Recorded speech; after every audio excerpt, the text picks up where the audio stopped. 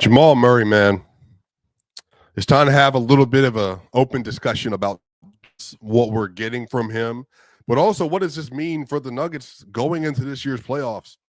Peyton Watson, coming off a career game, I cannot stress enough how important that game was for Peyton's confidence, but also of what he might be able to add to the team come playoff time. And then on top of that, Jokic, still in the healing chamber.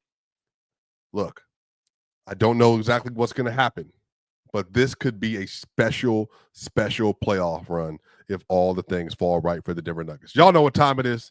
This is Swiper. It's Locked On Nuggets.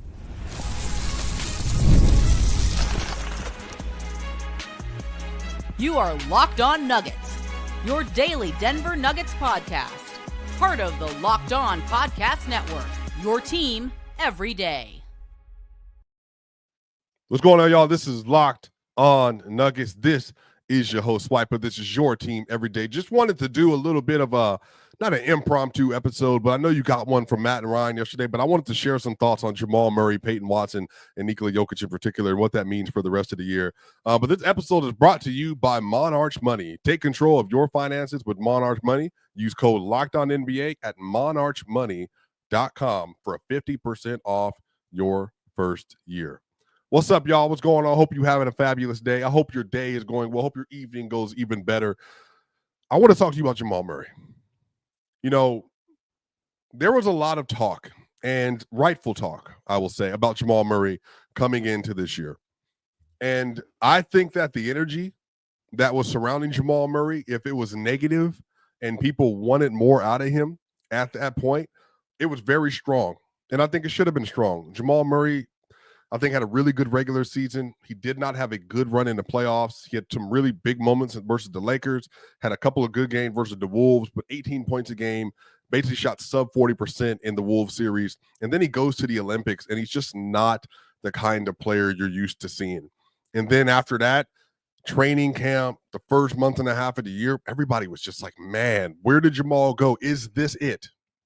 Is this it? Is this the version of Jamal Murray that we're going to get for the rest of the year?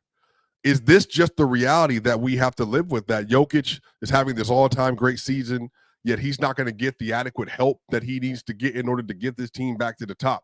And despite how good that Michael Porter Jr. was playing, Aaron Gordon was in and out of the lineup. Jamal was – look, I shared this, y'all. Some of y'all might remember this. There was a point in time where I shared on my Twitter. You compare the numbers between Jamal Murray and D'Angelo Russell this last first month of the year, y'all, it was bad. And it wasn't a knock to Jamal. It was more so just like, this is just a version that we're getting right now. And that laid a big impression on how a lot of people felt about Jamal Murray. And especially me, as somebody who's advocated for him so much, you were just hoping that you'd be able to get more and get more production from Jamal Murray, given the responsibility that he has as a player. But it just took a minute. And a lot of that, as I found out later, had to do with injuries. You know, Jamal Murray was just dealing with a lot. He was just in a place where I think he was trying to get his body back, you name it. But y'all, Jamal Murray, I want to break down kind of in two parts for you. Jamal Murray's entire season this year. Now, if you look at the year in total, Jamal Murray, 21.7 points a game. That's a career high. He's 3.8 rebounds a game. He's 6 assists a game. He's at a steal 0.4 a game, 48% from the field, 40% from three, and 89% from the free throw line. Y'all, I mean, that's just off of the efficiency of last season, but that's still really, really good. But y'all, if you go to Jamal Murray's last 50 games, 22.7 points, 6 rebounds, 6 assists, 4 rebounds. Y'all, 49% from the field. 49% from the field. And then on top of that, he's shooting 42% from three and 92% from the free throw line. That's incredible. And again, especially given the fact that we had to sit here with Jamal and he wasn't giving the adequate performance that you wanted to see from him. But 50-game sample size is a lot. So the first turning point was December 1st, right? That's when Jamal Murray started to get into his bag. That's when he started to score at the level that you expect from Jamal Murray again. But there was another turning point. Going into the Dallas Mavericks game this January, this was the 14th of January, I believe. Shaquille O'Neal on Inside the NBA with Candace Parker, and I think might have been Jamal Crawford on the call with him that day. Shaq said before the game started that Jamal Murray needs to do his job. He needs to be better. He wasn't being an adequate number two. He wasn't playing at the level to win a championship that he needed to play. He wasn't contributing to the team's success like he believed that he could. Jokic at the time was averaging a 30-point triple-double like he has all year. His scoring numbers were outrageous. The shooting was outrageous for Joker. And Shaquille O'Neal was like, look, Jamal, the team needs more from you. It's relying on you to be great. And if you can be great, then this team, they can win a championship. Y'all, that was 32 games ago. In the last 32 games, Jamal Murray is at 24.4 points a game, 6.1 assists a game, 3.7 rebounds per game, 1.3 steals. He's shooting 51.4% from the field, 42.6% from three on 6.3 attempts, and 93% from the free throw line. He has a 62.7 true shooting. And the only reason it's not higher is because he's only getting 3.6 free throw attempts a game. If Jamal Murray went to the free throw line, he would be averaging more points. He would have an even higher free throw efficiency, and that would make up for where the true shooting is.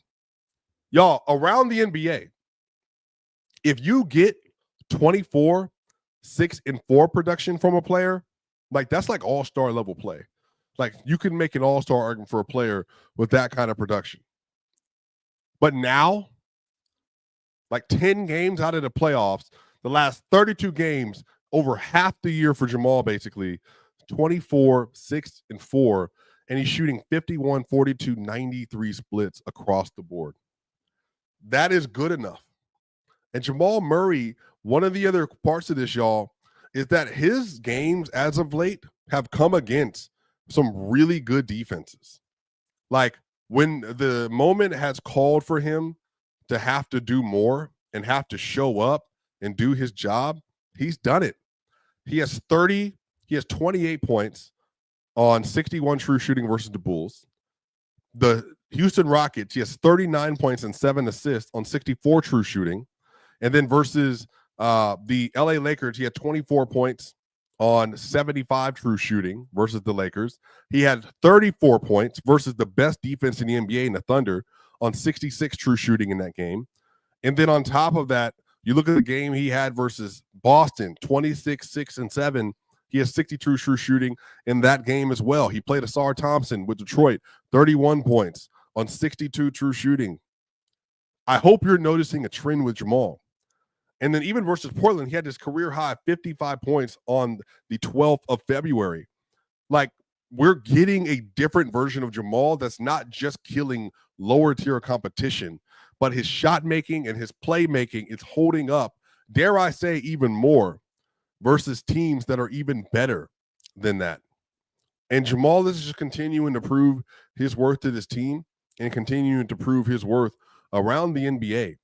And if I were to look at Jamal Murray since February 1st, y'all, 24 points, 6 assists, but he's shooting, again, 51, 45.5 from three, and 93% from the free throw line. So this begs the question, ladies and gentlemen, what happens if Jamal Murray plays like this the rest of the way? What happens if Jamal Murray is able to carry this kind of health, Lord willing, carry this health, and carry this kind of production into the playoffs? Jamal Murray right now has become the key offensive option for a team that is trying to find ways to survive without Nikola Jokic, and he's doing it. And the Nuggets are doing it, and they're thriving as of late. And if I look at Jamal Murray without Jokic this season. 22 points a game, 6 assists, 4 rebounds, 49, 44, 90 splits, y'all. Come on. Come on, Jamal. He has 9 games without Joker this year. 9. 22, 6, and 1.6 steals, 49, 44, 90 splits. Y'all, that is amazing. I mean, do you realize that, like, we've been begging for this from Jamal? Fans have been asking for this from Jamal. And Jamal has responded by having literally the best season of his career. And now without Nikola Jokic, he's having his best non-Jokic season ever. I just don't think this is something to scoff at. And I think, again, for all the Denver Nuggets fans and the people in media that had something to say about Jamal Murray prior to this season, he deserves even more respect now for what he has done this year. Honestly, y'all, it's really been incredible, man. And I really love what we're getting from him. On the other side, we're going to finish up the Jamal Murray conversation. I'm going to have a conversation with you about Peyton Watson and why I think his development has been so key. And what we just saw from him is key for the Nuggets going forward. We'll talk about all that and more here at Locked On Nuggets.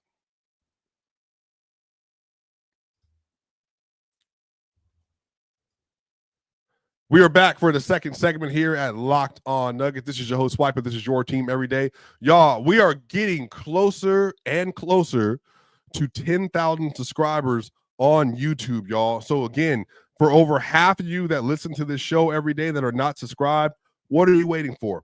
Go ahead, press that subscribe button, y'all, because we are on the way doing it together. And this is going to be a big deal. Getting to 10,000 subscribers, not a lot of channels get a chance to say that. And we're at 9,380, maybe a little bit more. So we're just around the corner, y'all. So hit that subscribe button. Make sure you like, make sure you share. If you're listening to this on the audio side, go ahead, give us a 5-star review. That way more and more people can listen to the great content being made here at Locked On Nuggets. What's going on, y'all? Everybody in the comment section, shout out to you all. Shout out to Matt and Brian for the great job that they do as well. But again, I want to just continue to hammer home this point, you all. I think that for a fan base and for an organization and for media that were hoping and wondering that Jamal Murray will be able to turn the corner and make improvements this year, they have. This year, if you look at you go to PBP stats and you just kind of go to how the Denver Nuggets are playing this year with Nikola Jokic, with Jamal Murray, with both of them on the court, both of them off the court, I think there are some interesting developments, y'all. Like, I really do. And it's not that the Nuggets they're not dominating without Jokic on the court. But what is happening is that their floor is just a little bit higher than it has been in previous iterations. So this year with Jamal Murray on the court with no Jokic, they're just a minus 1.99 this year. With Jokic on the court and no Jamal, they're a plus 11.07. That's 681 minutes. So basically, they almost have the same amount. There's 696 minutes this year with Murray on the court without Jokic. And then there is 681 minutes on the year with Jokic on the court without Murray. And for the Nuggets to just be a minus 1.99 in net rating, like, that's pretty good. Like, their 3-point numbers drop without Jokic pretty precipitously. But honestly, man, like, that's okay.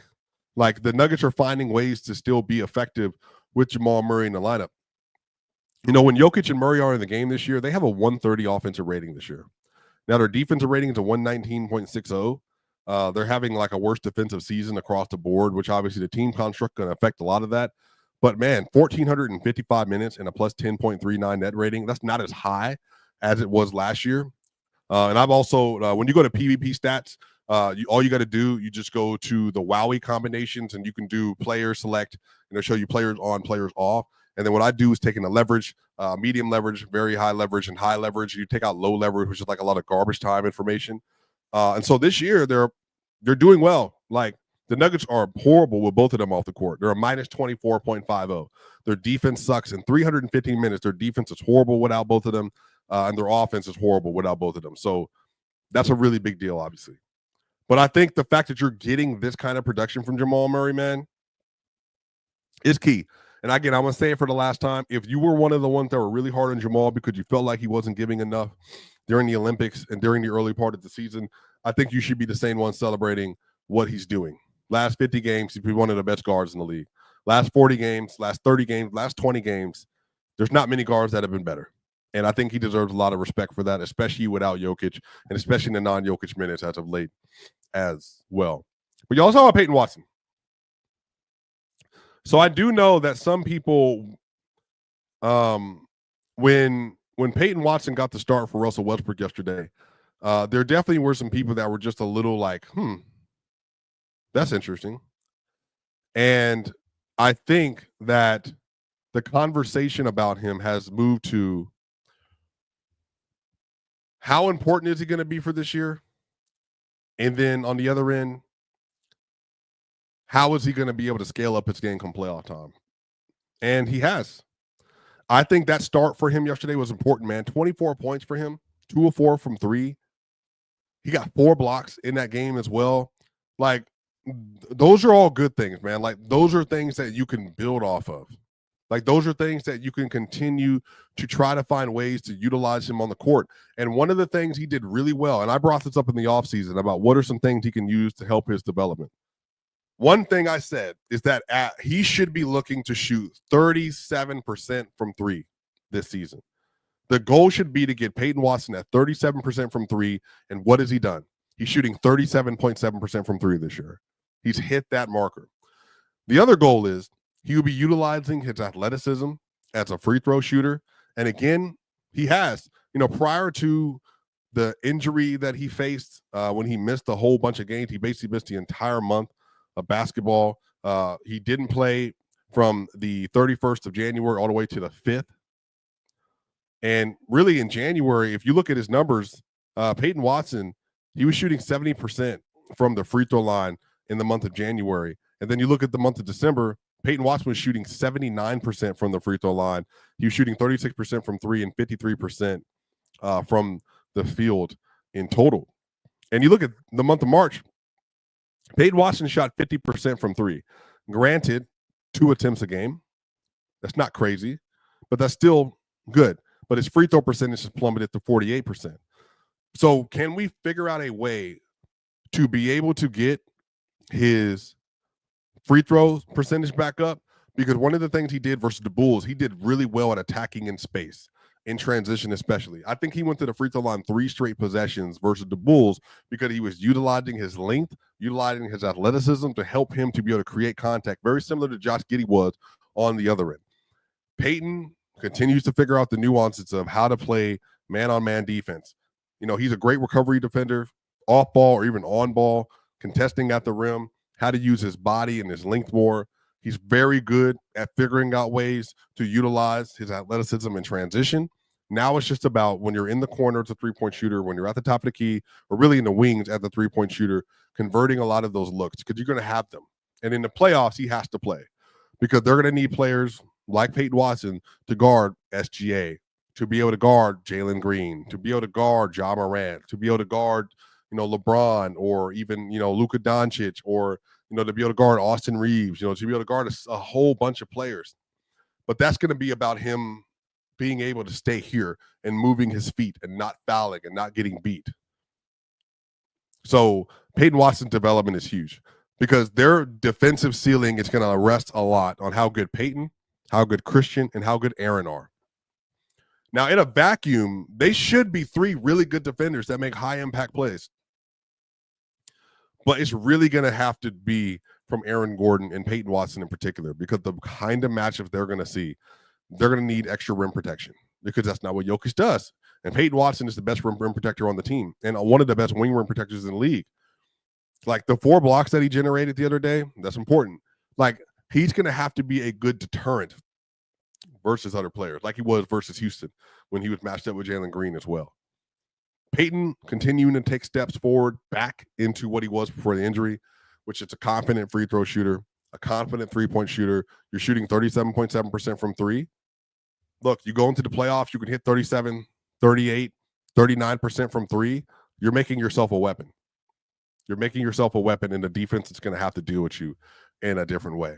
On the other side, we're going to finish the conversation about Peyton Watson, but also what could be happening with Nikola Jokic being able to get all this rest. On the other side, here at Locked On Nuggets.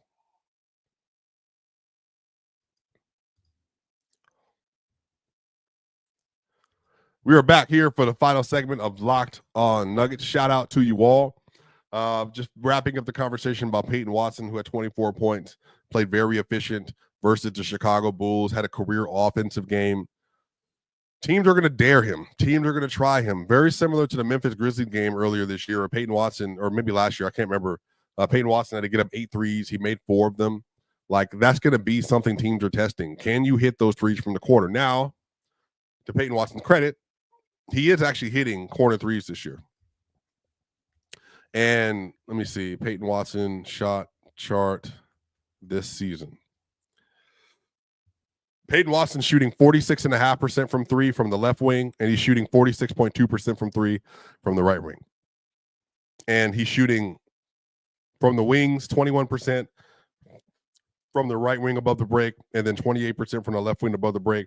He's only 3 of 8 from the top of the key, 37.5%. So a lot of his attempts are in the corner.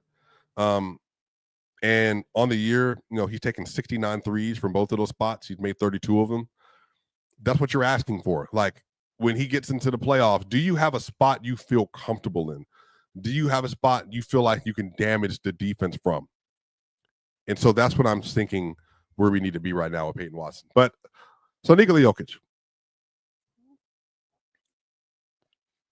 I think that right now Nikola Jokic is in the Goku healing chamber right now.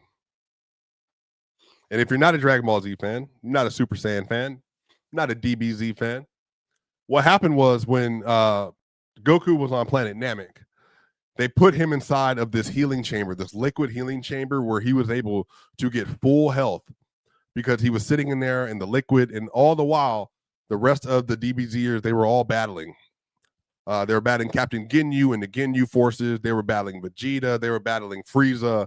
And the whole point was allow Goku to get 100% health. That way, when championship time came around, he was locked in and he was ready to go. And that's what's happening with Nikola Jokic right now.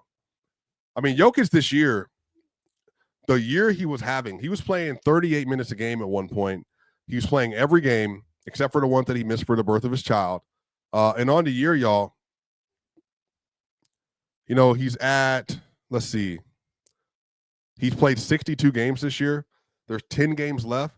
And, in large part because they needed him to, but also because they're like, look, we want to make sure you're ready to go in playoff time. They've been letting him sit.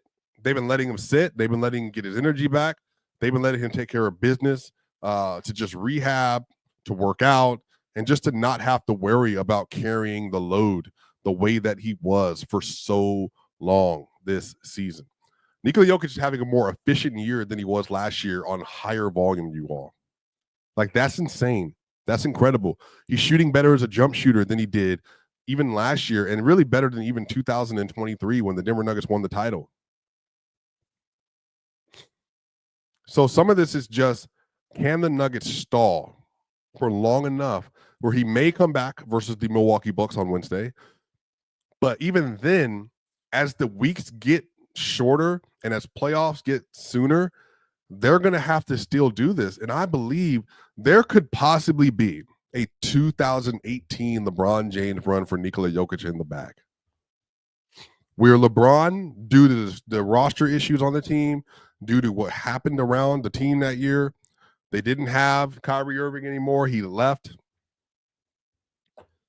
He might be able to give you perhaps the best playoff run that we have seen this side of 2018 Braun. Now, 2023 was incredible. 30, 13, and 10 on 63 true shooting. It was incredible. 1 of 1. But for Denver to win this year, for Denver to make it to the finals this year, Murray has to do his job. Peyton, Porter, Brown, Gordon, Westbrook, they have to do their job. But Nikola Jokic has to go to a different place this year. And I would even say a higher level place than even the 2023 run. And if he does that, this is going to be the year that cements Jokic as a top 10 all-time player. It's in his bag for him to do it.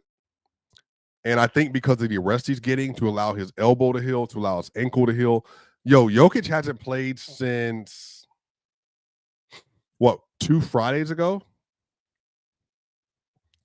I think that's what it was. Was it the let me check this.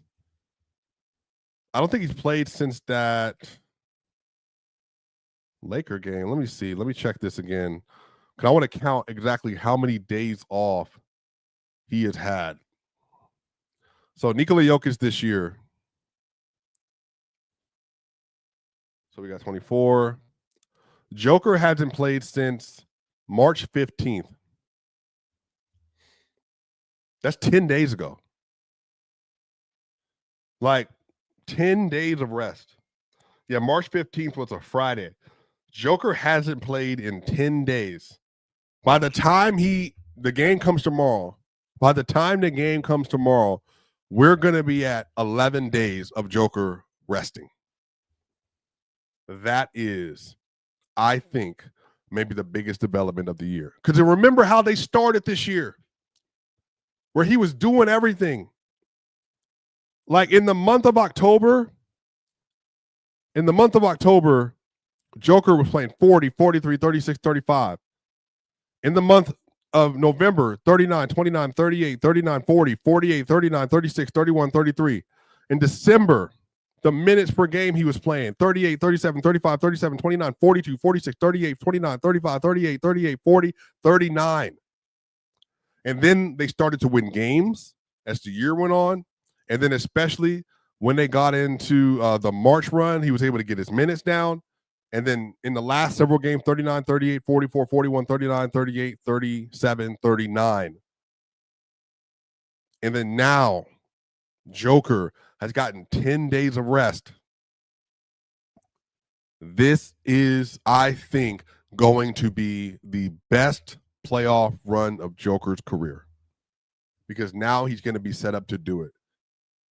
Now he's going to be set up to take care of business on the defensive end, and that's probably the biggest deal. Now, Alex, I actually like this point. I rest Gordon Hill up too, but here's the thing about Gordon.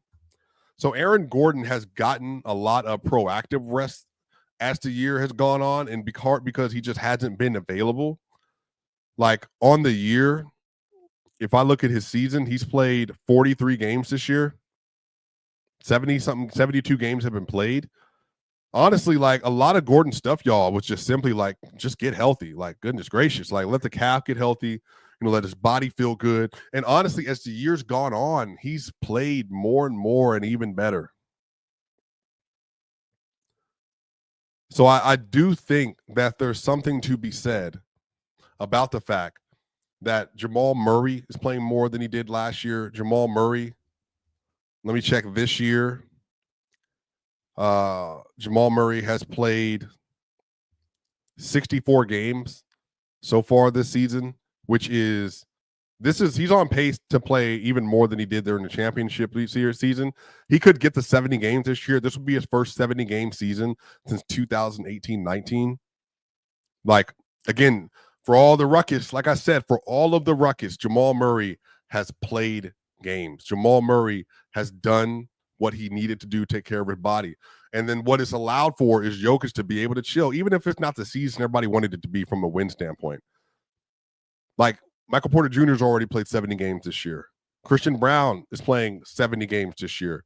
And they'll continue to find rest for these players as time goes on for the last 2 weeks of the season or last 3 weeks of the season. Christian Brown's played 70 games this year.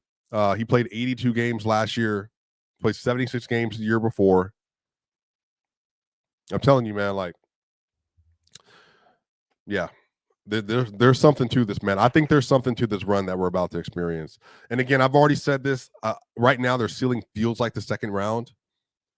But if you're telling me Murray and Gordon and Porter, and then, like I said, Porter finds his way, Brown, Peyton Watson, Russell Westbrook, Julian Strawther, if he comes back and they trust him, Zeke Naji, and Nikola Jokic, and they're there, and they can find rest, especially that last week. They take, let's say they take a week off before the playoffs start. So whoever they play in the play-in, that's who they play. They'll find out. They take a week off. Jokic has a 10 or 11-day break, and he has another break and then has a week off heading into the playoffs. And that way, he's basically like damn near 100% from an energy standpoint, and the defense can be there. That's where you get a special run. Let me know what y'all think in the comment section, though. Because these are just my thoughts, but I could absolutely be wrong. But let me know what y'all think. Make sure y'all like, share, and subscribe. This is Swiper. Hey, see you on the other side.